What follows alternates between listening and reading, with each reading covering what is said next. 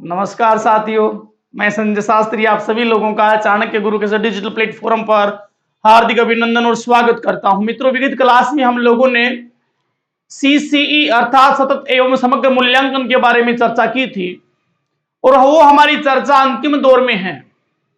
हम लोगों ने सीसी के बारे में जितनी भी ऐतिहासिक पृष्ठभूमि को लेकर के संदर्भित जो भी बातें हुई हैं, चाहे वो एसआईक्यूई के बारे में हो, चाहे वो सीबीएसई के बारे में हो, चाहे वो आरबीएसई के बारे में हो, जो एग्जाम में पूछने वाले टॉपिक हैं, इश्यूज हैं, पॉइंट हैं, वो मैंने आपसे क्लियर करवा दिया है।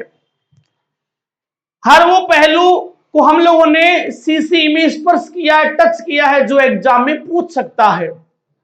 फालतू की रामायण मैंने आप लोगों को नहीं सुनाई है।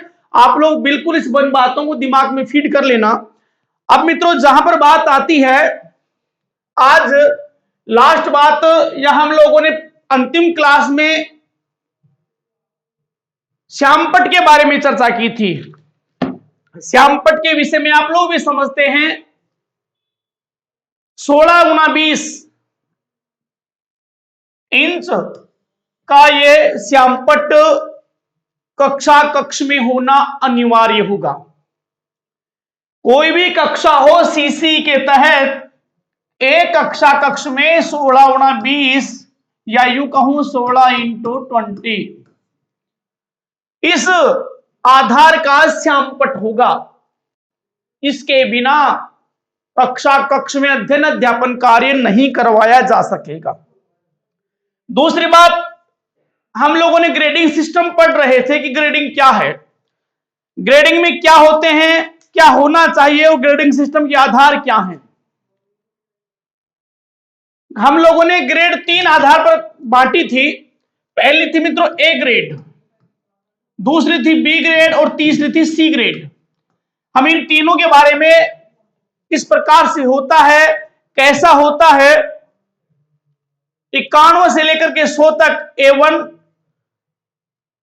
फिर 81 से 90 तक A2, फिर बात आई 71 से 80 तक B2 B1 और 61 से 70 तक B2 की हम लोग बात कर रहे थे। फिर C, यानी 3 ग्रेड हुआ करती थी। ग्रेड 3 थी A, B और C। ये जो बालक हैं ए ग्रेड वाले, ध्यान रखने की बात यही है और मापन और मूल्यांकन भी यही कहता है कि ए ग्रेड वाला बालक का स्थान क्या है, बी ग्रेड वाले बालक का स्थान क्या है और सी ग्रेड वाले बालक का स्थान क्या है एज ए क्लासरूम। तो इस ए ग्रेड वाले बालक को शिक्षक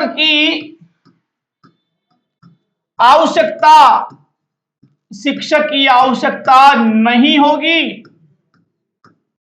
यह मूल बात और मुख्य बिंदु यह है कि किसी भी ए ग्रेड प्राप्त बालक को शिक्षक की आवश्यकता नहीं होगी। अब बात बी ग्रेड वाले की करते हैं। सामान्यतया जहां पर बात बी ग्रेड की आती है मित्रों, बी ग्रेड वाले बालक को सामान्य रूप से शिक्षक की आवश्यकता होगी।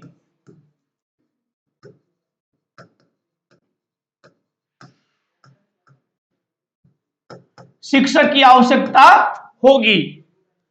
दोनों बातें आ गई। ए ग्रेड वाले को शिक्षक की आवश्यकता नहीं है, बी ग्रेड वाले को एक सामान्य रूप से, ज्यादा वर्बली वो दबाव वाली बात नहीं है, सामान्य रूप से शिक्षक की उसे आवश्यकता होती है। लेकिन सी ग्रेड वाला बालक जो है, इस बालक को शिक्षक की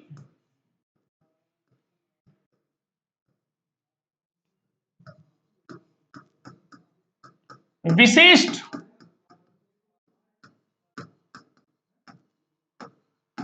आवश्यकता होती है।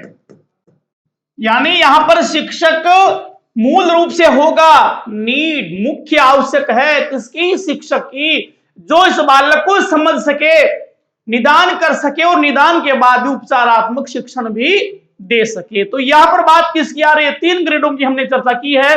ए ग्रेड जिसमें शिक्षक की आवश्यकता नहीं होती है, बी ग्रेड जिसमें टीचर की सामान्य रूप से आवश्यकता होती है, और बात करते हैं आगे ग्रेड सी ग्रेड वाले बालक को विशिष्ट रूप से, विशेष रूप से, मूल रूप से, मुख्य रूप से शिक्षक की आवश्यकता होती है। तो ये था ग्रेडिंग सिस्टम प्रणाली का तरीका। अब आधार क्या है? अब आगे हम लोग पढ़ेंगे ग्रेडिंग प्रणाली का आधार, base of grading system. Grading system का आधार क्या है कि ग्रेड किस प्रकार से दिए जाते हैं। हम लोगों ने दो बातें पढ़ी थी, FA और SA, अर्थात रचनात्मक कार्य, और दूसरा था योगात्मक कार्य। आप लोगों ने पढ़ा होगा ये 40% का होता है और ये 60% का होता है। दो बातें थी। ग्रेडिंग सिस्टम का आधार क्या है? तो आधार आएगा आपका फॉर्मेटिव असेसमेंट और सम्मेटिव असेसमेंट, जिसे योगात्मक और रचनात्मक कार्य कहते हैं। 40% और 60% का होता है। इसमें भी कुछ बातें और हैं। वो बातें क्या है? एक बालक के इस आधार पर ग्रेड दी जाए, वो सबसे ज्यादा बात है, पहला, कार्य के अनुभव के आधार पर,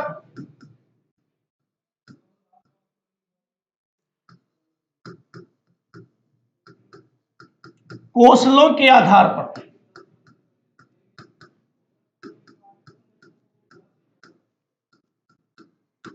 दूसरा है एक बालक कितना कार्य करता है कक्षा कक्ष में, विद्यालय में। अगला है बालक के नवाचार।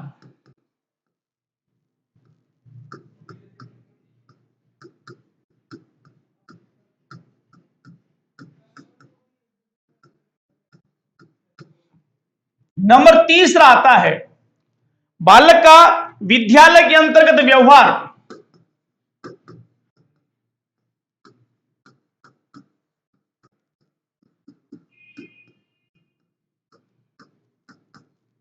बालक का विद्यालय के अंदर जो बालक होता है उसका व्यवहार कैसा, उस व्यवहार के आधार पर ग्रेडिंग सिस्टम प्रणाली होती है। आगे है सार्वजनिक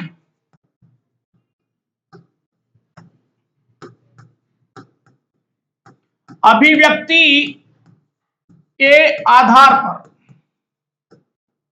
ये कुछ बातें हैं जिनमें जब ग्रेडिंग सिस्टम करते हैं तो उसमें शामिल किया जाता है। एक बात और है, बालक की सीखने की तत्परता के आधार पर। मेरी बात यहां पर आप ध्यान रखना, ग्रेडिंग सिस्टम प्रणाली के क्या क्या आधार हैं। तो दो आधार मैंने बताए थे, फॉर्मेटिव और सम्मेटिव।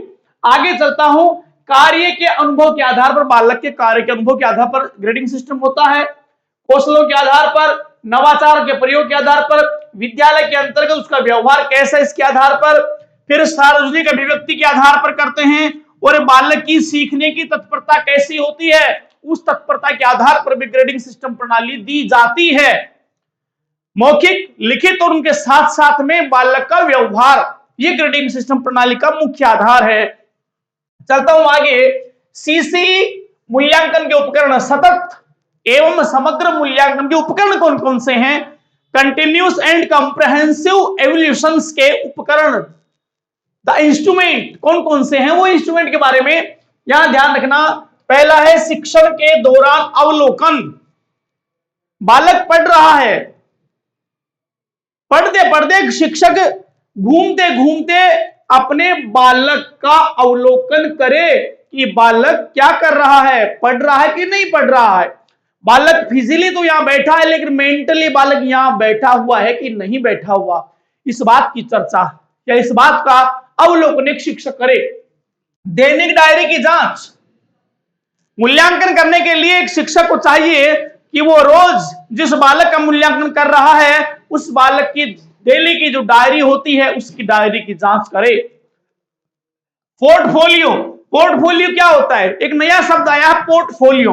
मित्रों पोर्टफोलियो एक वो चीज है जिसे हम अपनी कह सकते हैं डेवलपमेंट सीट या प्रगति पत्र, जिसमें बालक की जो प्रगति कर रहा है, अचीवमेंट जो प्रमाण पत्र है, बालक ने साल भर में हाफ ईयरली एग्जाम में या वार्षिक एग्जाम में कितना प्राप्त किया, कितना ज्ञान सीखा, कितना नहीं सीखा, इस बात की जानकारी पोर्टफोलियो के तहत एक अभिभावक को या उसके माता पिता को या शिक्षक को मालूम चलता है। Paper, pencil, text book, homework, project work, बालक ये सारे कार्य कर रहे हैं। पेपर के माध्यम से हम लोग अवलोकन करते हैं, पेंसिल के माध्यम से, टेक्स्ट बुक के आधार पर होमवर्क जो बालक को दिया जाता है वो कैसा करके लाता है, प्रोजेक्ट वर्क जो उसे एक प्रायोगिक कार्य दिया जाता है, परियोजनात्मक जिसमें प्लानिंग के तहत काम होता है, उसको बालक किस प्रकार से संपादित करता है, इसके आधार पर बालक की ग्रेडिंग सिस्टम है। अभिभावक और शिक्षक का संवाद, यह भी मुख्य बात है ग्रेडिंग सिस्टम में। साथी शिक्षक का संवाद, एक शिक्षक संवाद कर रहा है दूसरे शिक्षक से, तो उसका संवाद किस प्रकार का है, ये भी सीसी मूल्यांकन का मुख्य उपकरण आता है वर्कबुक, वर्कबुक जिसके माध्यम से शिक्षक के कार्य की हम जांच कर सकते हैं और बालक की भी जांच कर सकते हैं। ये मित्रों दैनिक डायरी एक बालक की भी होती है और शिक्षक की भी होती है, दोनों की हम लोग जांच कर सकते हैं।